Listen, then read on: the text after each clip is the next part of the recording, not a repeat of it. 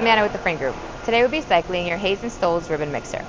This machine is currently set at 480 volts, 3-phase. We recommend you read the manual in its entirety before powering on this machine. We will now be demonstrating variable speed.